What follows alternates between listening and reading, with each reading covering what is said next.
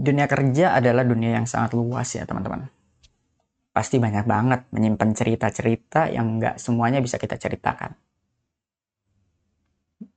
Namun di sini adalah wadah di mana kita bisa bercerita. Ini adalah CKK, cerita kantor kita-kita.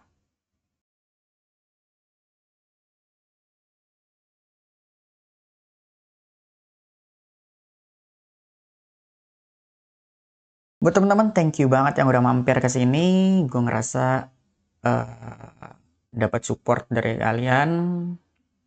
Di sini adalah tempat dimana gue bakal menceritakan pengalaman gue, pengalaman orang lain, atau pengalaman dari kalian mungkin, jika kalian berkenan untuk sharing dengan aku. Untuk series CKK kali ini adalah series pertama, perdana kita. Aku akan ngebawakan pengalaman aku pribadi ya, pengalaman aku pribadi di dunia kerja, di mana dunia kerja itu kejam sekali. Kita sebagai perintis akan melawan anak nepotisme.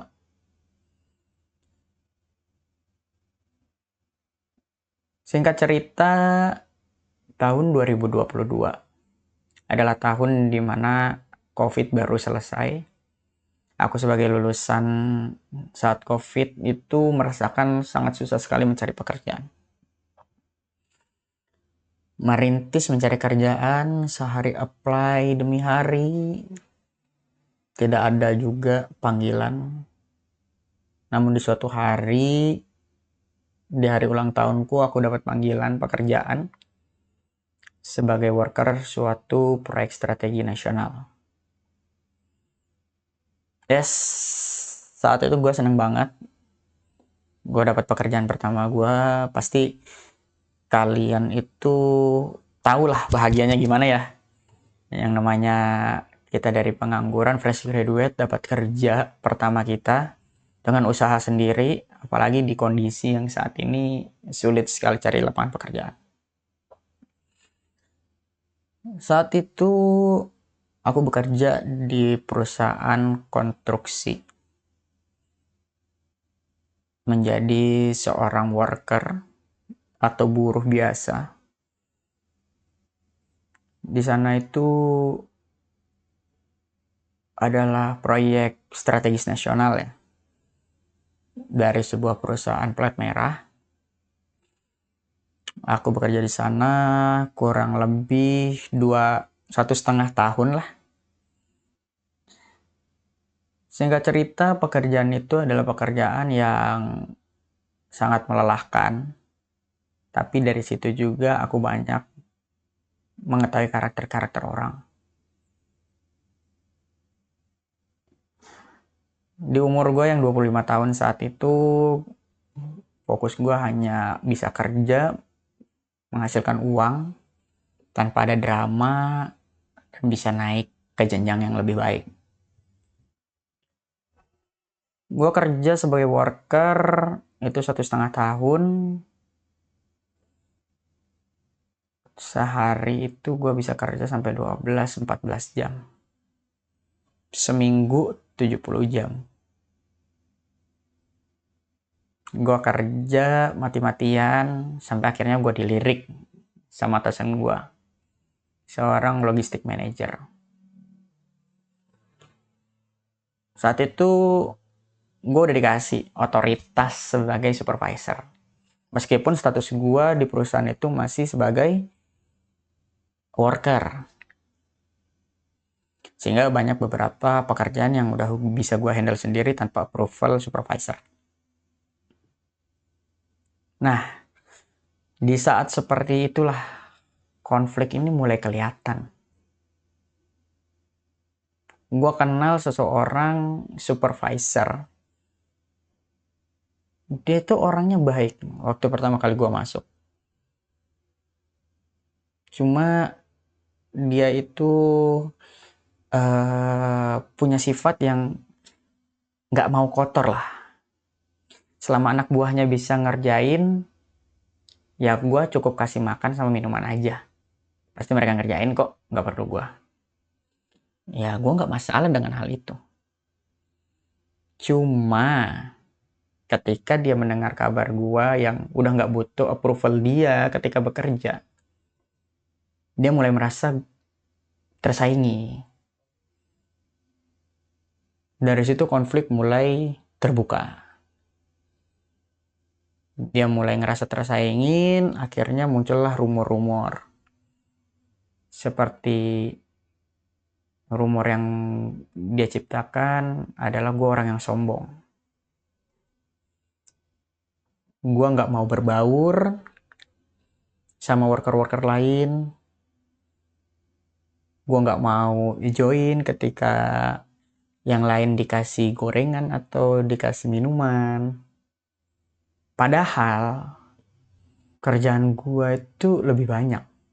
Sehingga gue nggak punya waktu untuk bisa nongkrong-nongkrong di jam kerja. Seperti itu.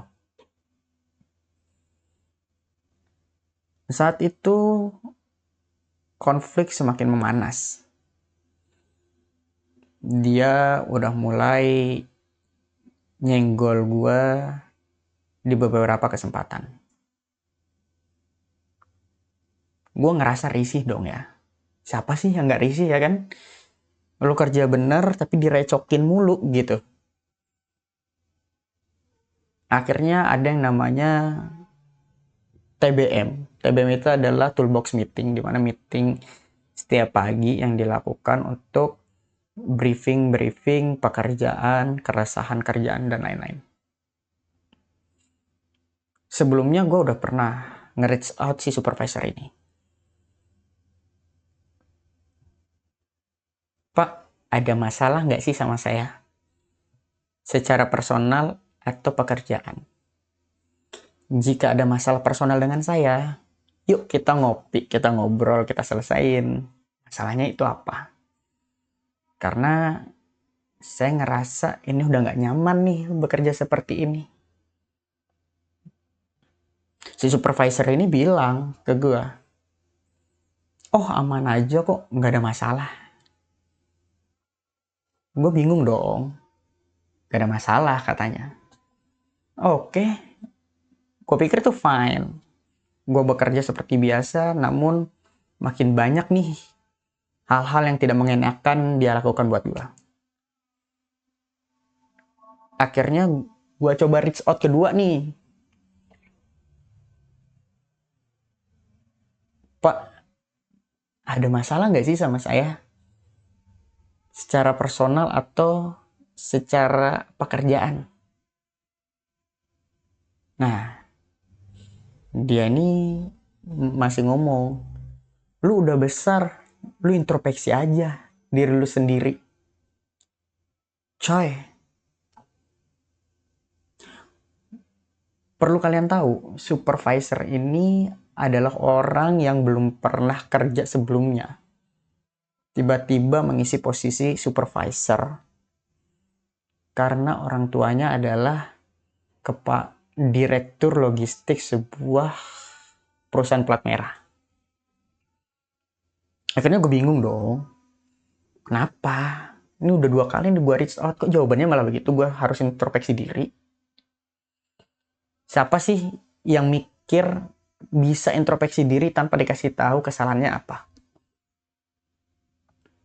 Akhirnya gue datengin lah. Pak, introspeksi diri ini yang kayak gimana? Saya belum tahu salahnya di mana. Bisa diceritakan nggak ke saya? Agar saya bisa introspeksi diri. Akhirnya si supervisor ini pergi gitu aja. Tanpa ngebalas perkataan saya. Akhirnya gue bingung dong, ya kan? Aduh, ini nggak bener nih. Kayaknya harus gue angkat di forum deh biar dia ngomong. Ya kayak gitu kan. Singkat cerita, di minggu depannya ada toolbox meeting lagi. Gue mencoba berbicara baik-baik. Gue ngomong gini,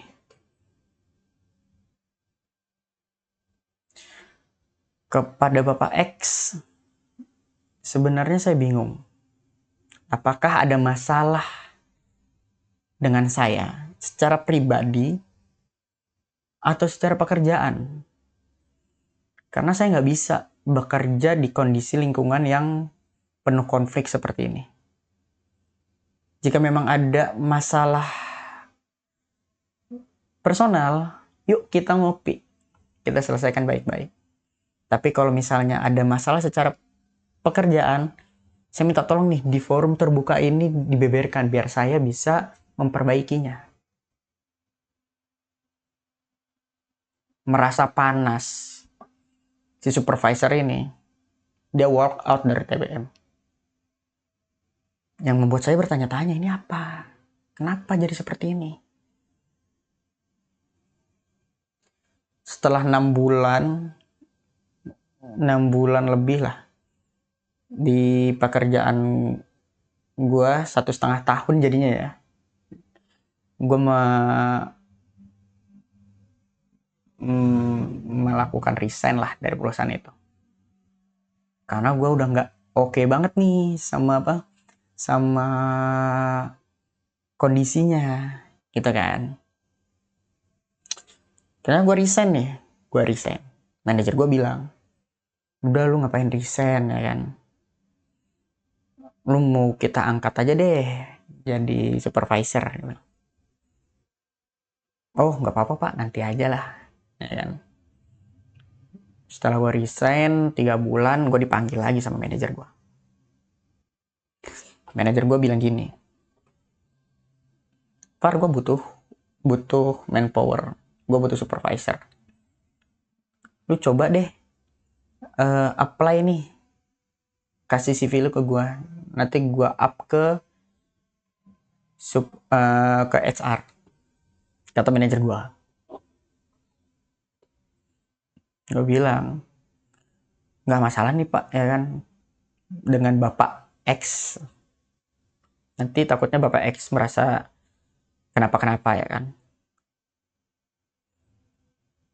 Iya, manajer gue bilang, oke, gak masalah, tenang aja, ntar gue bedain site lu sama dia. Senang dong, ya kan. Oke pak, saya kasih CV saya segala macam. Itu udah 3 bulan dari gue resign guys. Ternyata anak supervisor X ini,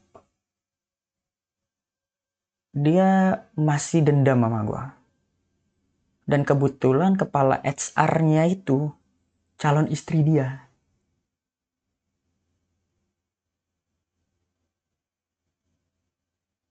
Dan lu tahu, CV gue di reject tiba-tiba. Dengan alasan apa? Membuat masalah di pekerjaan sebelumnya.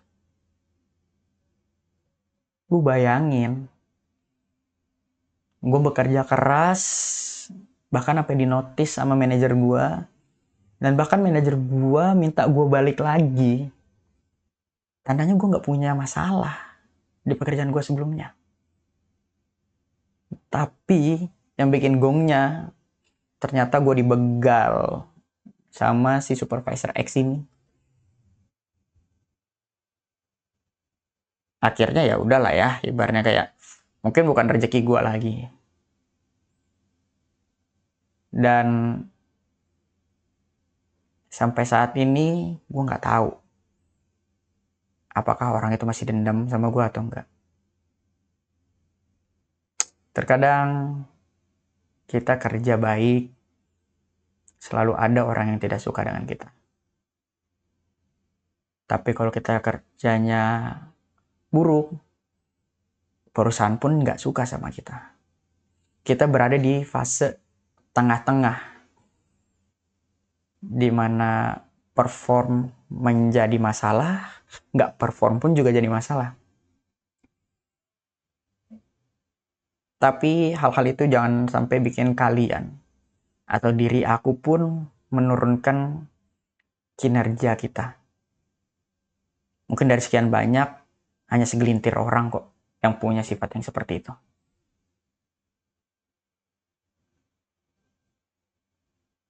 Singkat cerita, gue mengalah Gua nggak mau lagi join di proyek. Akhirnya gue dapat kerjaan yang lebih baik. Mungkin itu dulu untuk cerita pertama kita di series CKK, cerita kantor kita. Di cerita berikutnya aku akan ngebahas mungkin beberapa cerita lain. Semoga di cerita ini kalian bisa ngerasakan emosinya menjadi diri sendiri ketika menghadapi orang-orang seperti itu. Terutama orang-orang yang masuk dengan koneksi orang tuanya namun nggak bisa ngehargain orang lain. Thank you buat teman-teman yang udah mampir ke sini dan udah ngedengerin cerita aku. Buat teman-teman yang pengen sharing, gua terbuka banget. So, ini CKK, cerita kantor kita-kita. Thanks for watching.